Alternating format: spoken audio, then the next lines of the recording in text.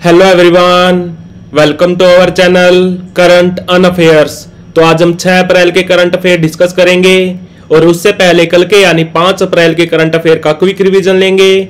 तो कल का पहला क्वेश्चन था, हाल ही में तमिलनाडु के राज्यपाल RN रवि, इनका पूरा नाम है रविंद्रा नारायण रवि, इन्होंने कहां पर परमवीर चक्र गार्डन का उद्घाटन किया? तो यह किया तंबरम में। तंबरम है तमिलनाडु में।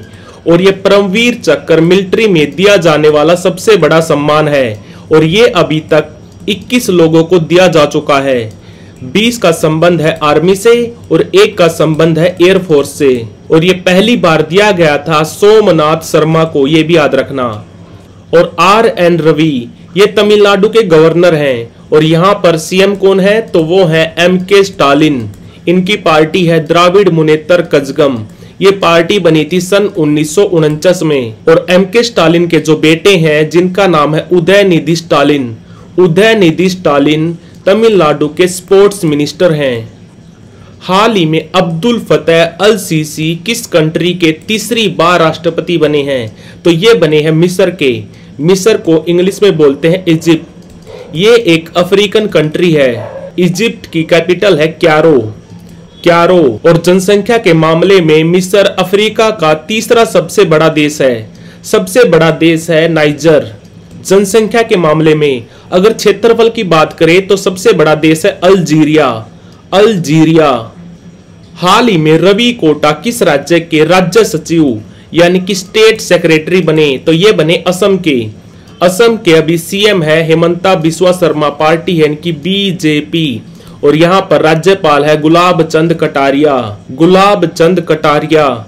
और अभी थोड़े दिन पहले PM मोदी जी ने असम में एक जगह है जोरहाट, असम के जोरहाट में लचित बारफुकन की 125 फीट की प्रतिमा का अनावरण भी किया था। लचित बारफुकन ये बहुत बड़े स्वतंत्रता सेनानी थे। इनका संबंध था खासी हिल्स से। हाल ही में टाटा इंटरनेशनल के नए प्रबंध निदेशक यानी कि MD कौन बने? तो ये बने संतोष कुमार झा। और अभी थोड़े दिन पहले टाटा डिजिटल के नए CEO बनाए गए थे नवीन तहिलियानी। और टाटा कंपनी बनी थी सन 1868 में। इसका हेडक्वार्टर है मुंबई में। इसके फाउंडर थे जमशेदजी टाटा। और टाटा की पेरेंट कंपनी है टाटा सन्स। टाटा सन्स के अभी CEO है N चंद्रशेखरन। हाल ही में दुनिया के सबसे बुजुर्ग व्यक्ति जिनका नाम था जुआन वेंकटे पेरिस मोरा, इनका 114 साल की उम्र में देहांत हो गया। इनका संबंध किस कंट्री से था? इनका संबंध था वेनेजुएला से। वेनेजुएला एक साउथ अमेरिकन कंट्री है। और बात करें अगर लाइफ एक्सपेक्टेंसी की, तो दुनिया में सबसे ज्यादा लाइफ एक्सपेक्टेंसी है मोनाको देश के नागरिकों की। और भारत के लोगों की लाइफ एक्सपेक्टेंसी है मात्र 70 साल। हाल ही में किस कंट्री ने केवल भारतीय लोगों के लिए वीजा की शुरुआत की? तो ये की जापान ने। हाल ही में आई फोर्ब्स बिलियनियर लिस्ट 2024 में टॉप पर कौन रहे? तो ये रहे बर्नार्ड अर्नोल्ट। इनकी कंपनी का नाम है लुई विटॉन। ये कंपनी है फ्रांस की। और इस लिस्ट में 9वें नंबर पर रहे भारत के मुकेश अंबानी। इनकी कंपनी का नाम है रिलायंस इंडस्ट्री। और ये जो लिस्ट निकाली गई है फोर्ब्स के द्वारा, इसमें सबसे ज्यादा बिलियनियर हैं अमेरिका के, दूसरे पर है चाइना और तीसरे पे है भारत। भारत के टोटल 200 अरबपतियों को इंक्लूड किया गया है इस लिस्ट में। और भारत के जो 200 अरबपति हैं इनमें से टॉप किया है मुकेश अंबानी ने। इनकी टोटल वर्थ है 116 बिलियन US$। हाल ही में नेशनल फेम अवार्ड 2024 किसको दिया गया? तो ये दिया गया डॉक्टर कार्तिक कोमूरी को। और इनके अलावा आपको याद रखना है विजय जैन को अभी थोड़े दिन पहले टाइम्स पावर आइकन दिया गया था।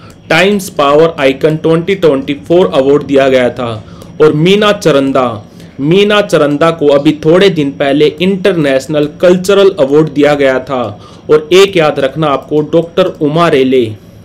डॉक्टर उमा रेले को अभी थोड़े दिन पहले महाराष्ट्र की सरकार ने महाराष्ट्र गौरव अवार्ड दिया था। महाराष्ट्र गौरव अवार्ड हाल ही में कहां के कठिया गेहूं को जीआई टैग दिया गया? तो आंसर है इसका उत्तर प्रदेश। और इसके अलावा आपको याद रखना है उत्तर प्रदेश में एक जगह है पीलीभीत, पीलीभीत जिसको बांसुरी नगरी भी बोला जाता है। यहाँ की बांसुरी को जीआई टैग दिया गया। और अभी थोड़े दिन पहले मथुरा की जो सांझी कला है, मथुरा की सांझी कला को भी जीआई टैग दिया गया था। और दो याद रखने आपको त्रिपुरा के दो प्रोडक्ट याद रखने हैं। एक तो याद रखना रिगनाई पचरा, रिगनाई पचरा जो त्रिपुरा की महिलाएं पहनती है, ये वहां की पारंपरिक पोशाक है। और दूसरा याद रखना आपको त्रिपुरेश्वर मंदिर का प्रसाद में दिया जाता है पेड़ा, इस पेड़े को भी जीआई टैग दिया गया है। तो बढ़ते हैं आज की वीडियो की तरफ। आज का पहला क्वेश्चन है, हाल ही में किस संगठन ने पश्चिम बंगाल में नए परीक्षण केंद्र यानी कि टेस्टिंग सेंटर की परियोजना शुरू की? तो ये की डीआरडीओ ने। और डीआरडीओ का पहले भी एक टेस्टिंग सेंटर है जो है चांदीपुर में, चांदीपुर ये है उड़ीसा में। और ये अभी नया खोला है पश्चिम बंगाल में, एक गांव है जिसका नाम है जूनपुट। डीआरडीओ यानी कि defence research and development organisation, ये ऑर्गेनाइजेशन बना था 1 जनवरी 1958 को। ये काम करता है अंडर मिनिस्ट्री ऑफ डिफेंस, रक्षा मंत्रालय के अंडर काम करता है। हमारे रक्षा मंत्री हैं राजनाथ सिंह। और डीआरडीओ की भारत में 52 लैब हैं। और अभी इसके चेयरमैन है समीर कामत। और बात करें अगर हेल की, तो ये हेल कंपनी कब बनी थी? ये बनी थी 1940 में, हेडक्वार्टर इसका बेंगलुरु में। और बात करें अगर इसरो की, तो इसरो बना था 15 अगस्त 1969 को, हेडक्वार्टर इसका बेंगलुरु में। और बात करें अगर अडानी ग्रुप्स की, तो अडानी ग्रुप बना था 1988 में। इसके फाउंडर थे गौतम अडानी। इसका हेडक्वार्टर है अहमदाबाद गुजरात में। तो आंसर है इसका डीआरडीओ। हाल ही में किस कंपनी ने press trust of India PTI, ये भारत की सबसे बड़ी न्यूज एजेंसी है, भारत की सबसे बड़ी न्यूज एजेंसी है पीटीआई। ये बनी थी 27 अगस्त 1947 को। और अभी इसके चेयरमैन हैं अवीक सरकार। और हेडक्वार्टर इसका दिल्ली में। तो किस कंपनी ने पीटीआई के साथ मिलकर फैक्ट चेकिंग प्रोग्राम की शुरुआत की? तो ये की मेटा कंपनी ने। मेटा कंपनी पेरेंट कंपनी है इंस्टाग्राम, फेसबुक और व्हाट्सएप की। ये कंपनी बनी थी 4 जनवरी 2004 को। और अभी इसके सीईओ हैं मार्क जुकरबर्ग। तो आंसर है इसका मेटा। और अल्फाबेट कंपनी पेरेंट कंपनी है गूगल की। और टाटा सन्स ये पेरेंट कंपनी है टाटा की। हाल ही में नेटो के प्रमुख ने किस कंट्री के लिए 100 अरब यूरो के फंड जारी किए हैं? तो ये किए हैं यूक्रेन के लिए। नेटो कब बना था? ये बना था 4 अप्रैल 1949 को। अभी इसने थोड़े दिन पहले 75 साल कंप्लीट किए हैं। नेटो यानी कि नॉर्थ अटलांटिक ट्रीटी ऑर्गेनाइजेशन, इसका हेडक्वार्टर है ब्रुसेल्स में, ब्रुसेल्स कैपिटल ऑफ बेल्जियम। और अभी इसके एसजी कौन है? तो वो हैं जेंस स्टोल्टनबर्ग। ये पहले नॉर्वे कंट्री के पीएम भी रह चुके हैं। जब कोल्ड वॉर चल रहा था उस टाइम अमेरिका और उसके अलाइज ने बनाया था नेटो। और जो रसिया और उसके अलाइज ने बनाया था वर्साई पैक्ट। वर्साई एक जगह है, ये कैपिटल है पोलैंड की। वर्साई पैक्ट बना था 1955 में। नेटो तो अभी तक चल रहा है, बट ये वर्साई पैक्ट डिसॉल्व हो गया था 1991 को। तो आंसर है इसका यूक्रेन। और यूक्रेन की कैपिटल क्या है? तो वो है क्यू। और यहां पर प्रेसिडेंट हैं व्लादिमीर जेलेंस्की। हाल ही में कौन सा देश 2029-30 तक अपना निजी तौर पर प्रबंधित रणनीतिक पेट्रोलियम रिजर्व बनाने की योजना बना रहा है? तो ये बना रहा है हमारा भारत ने अभी तक 3 SPR बनाए हैं, यानी कि स्ट्रेटेजिक पेट्रोलियम रिजर्व बनाए हैं। इन 3 में से 2 तो बनाए गए हैं कर्नाटका में, एक तो बनाया गया है मंगलुरु में और एक बनाया गया है पादूर में, और तीसरा बनाया गया है आंध्र प्रदेश के विशाखापट्टनम में। और इन 3 के अलावा भारत अभी 2 और SPR बनाने पर काम कर रहा है, जिसमें से एक तो बनेगा पादूर में ही, जिसको बोलेंगे पादूर 2, और दूसरा बनाया जाएगा चांदी खोले में। चांदी खोले ये है उड़ीसा में। इन दोनों का नाम याद रखना, पादूर 2 और चांदी खोले। पादूर 2 ये बनेगा कर्नाटका में और चांदी खोले ये बनेगा उड़ीसा में। आपको बता दूं, भारत दुनिया का तीसरा सबसे बड़ा कच्चे तेल का आयातक देश है। भारत अपनी जरूरत का 85% कच्चा तेल इंपोर्ट करता है। कच्चे तेल का जो भाव होता है वो इंटरनेशनल मार्केट डिसाइड करती है। भारत में कच्चे तेल के जो मूल्य हैं वो ज्यादा ऊपर या नीचे ना हो, एक स्टेबिलिटी आए उनमें, इसीलिए भारत सरकार ने तेल भंडारण का निर्णय लिया है। तेल भंडारण का आइडिया था भारत के पूर्व प्रधानमंत्री अटल बिहारी वाजपेयी जी का। और ये जो पहले 3 SPR बनाए थे भारत ने, जो अभी रनिंग में है, इनको कंट्रोल करती है भारत सरकार यानी कि इंडियन गवर्नमेंट। और ये जो 2 बनाए जाएंगे इनको कंट्रोल करेगी प्राइवेट कंपनीज। तेल भंडारण का कंट्रोल प्राइवेट कंपनीज को देने वाला भारत साउथ कोरिया और जापान के बाद तीसरा कंट्री बना है, ये भी याद रखना। तो आंसर है इसका भारत। हाल ही में किस कंट्री में सूखे के कारण आपातकाल की घोषणा की गई? तो आंसर है इसका जिम्बाब्वे। जिम्बाब्वे, इसकी कैपिटल है हरारे और ये एक अफ्रीकन कंट्री है। यहाँ पर करेंसी चलती है जिम्बाब्वियन डॉलर। और ये हैं जिम्बाब्वे के प्रेसिडेंट जिनका नाम है मनानगवा। मनानगवा। और यहाँ पर ये सूखा क्यों पड़ा है?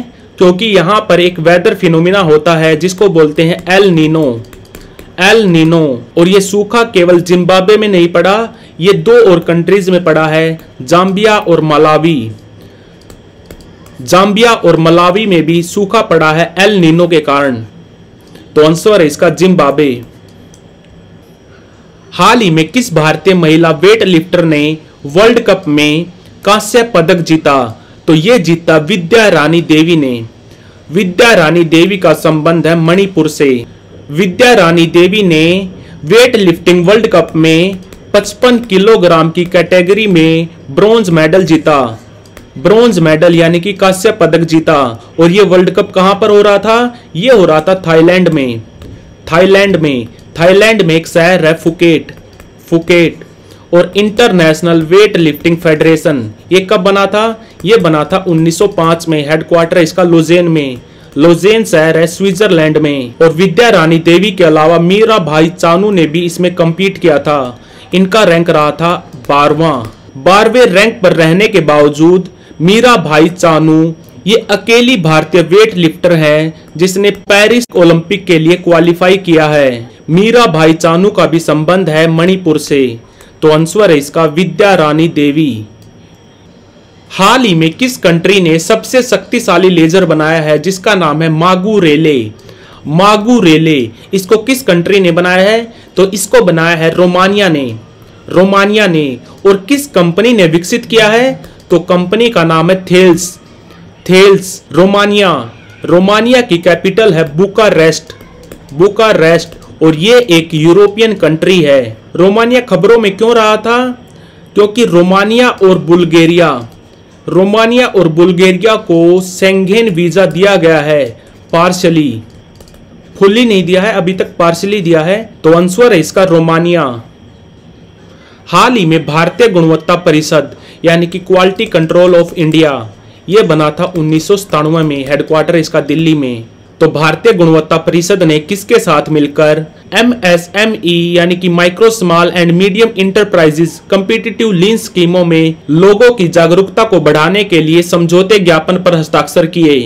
तो क्वालिटी कंट्रोल ऑफ इंडिया ने MOU साइन किया है लघु उद्योग भारती के साथ। लघु उद्योग भारती ये संगठन बना था सन 1994 में। और राष्ट्रीय उत्पादकता परिषद यानी कि नेशनल प्रोडक्टिविटी काउंसिल ये संगठन बना था 1958 में। और अभी इसके प्रेसिडेंट हैं पीयूष गोयल। पीयूष गोयल। और वाणिज्य मंत्रालय, वाणिज्य मंत्री कौन है हमारे? वो भी है पीयूष गोयल। और हमारे एमएसएमई मिनिस्टर कौन है? तो वो है नारायण राणे। नारायण राणे। तो आंसर है इसका लघु उद्योग भारती। हाल ही में किस बैंक ने महिलाओं के लिए हेल्थ केयर ऋण और बचत खाते लॉन्च किए हैं? तो ये किए हैं कैनरा बैंक ने। कैनरा बैंक ये बना था 1906 में।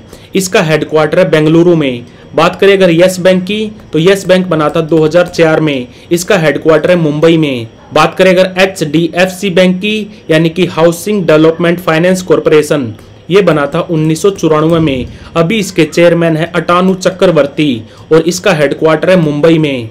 और बात करें अगर SBI बैंक की, तो स्टेट बैंक ऑफ इंडिया, इसका राष्ट्रीयकरण हुआ था 1 जुलाई 1955 को। इसका हेडक्वार्टर है मुंबई में और अभी इसके चेयरमैन है दिनेश कुमार खरे। तो आंसर है इसका कैनरा बैंक। तो like, share, subscribe. Thank you for watching current an affairs.